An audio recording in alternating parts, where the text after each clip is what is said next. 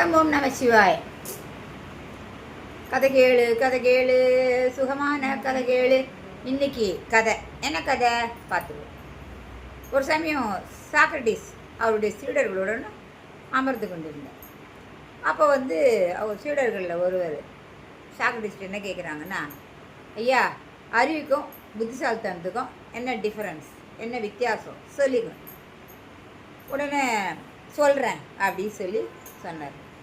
அப்புறமா அந்த சீடனை கூப்பிட்டு கொஞ்சம் தூரத்தில் ஒரு பெரியவர் உட்காந்துட்டு இருந்தார்.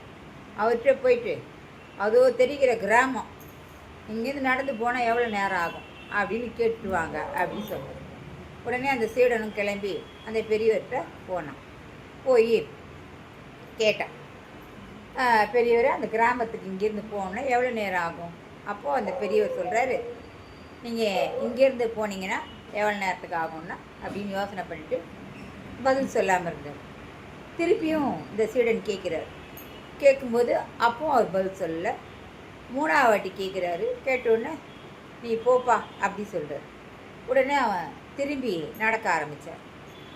திரும்பி நடக்க ஆரம்பித்து ஒரு 10 அடி எடுத்து வச்சப்புறம் திருப்பி அந்த பெரியவர் இவரை வாப்பா இங்கே வாப்பான்னு கூப்பிட்டு, இங்கே நீ நடந்து போனா ஒரு 5 நிமிஷத்தில் போயிடலாம்ப்பா அந்த கிராமத்துக்கு அப்படின்னு சொல்கிறார்.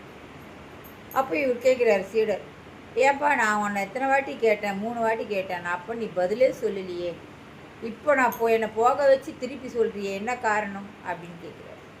அப்போது அந்த வயோதிகர் சொல்கிறாரு, அதாவது இங்கேருந்து கிராமத்துக்கு போக நான் நடந்து போனால் எவ்வளோ நேரம்னு எனக்கு தெரியும், ஆனால் நீ நடந்து போனால் எவ்வளோ நேரம் ஆகும்னு எனக்கு தெரியாது. ஏன்னா நீ மெதுவாக நடப்பியா இல்லை ரொம்ப வேகமாக நடப்பியா, உன் நடை எப்படின்னு எனக்கு தெரியாது. அதனால தான் உன்னை நடக்க வச்சு பார்த்தேன். நீ பார்த்த அப்புறம் சொல்கிற 5 நிமிஷத்தில் போயிடலாம் அப்படின்னு சொல்கிறேன். அதை அப்படியே சீடர் யார்கிட்ட சொல்கிறேன்னா சாக்ரட்டிஸ்ட்டு சொல்கிறார். சொன்னோடனே இதில் இருக்கிற வித்தியாசத்தை சாக்ரட்டிஸ் சொல்கிறார். அதாவது அவருடைய அறிவு கூர்மை, புத்திசாலித்தனம். கரெக்டாக இங்கேருந்து போனால் ஒரு 10 நிமிஷத்தில் ஆகிடும்பா அப்படின்னு சொல்கிறது வேறு.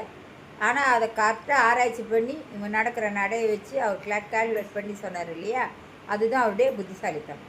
அதனால் ஒருத்தருக்கு அறிவு மட்டும் இருந்தால் போகாது, கூடவே புத்திசாலித்தனமும் இருக்கணும். சரிங்களா? அப்போ தான் நம்ம நாட்டில் நம்ம பிழைக்க முடியும். அறிவு மட்டுமே இருந்தால் நம்ம கோமாளியாக தான் வாழணும். கூடவே புத்திசாலித்தனமும் இருந்துன்னு வச்சிங்களேன், நம்ம ராஜாவாக வாழலாம். மீண்டும் நாளை சந்திப்போம். வணக்கம்.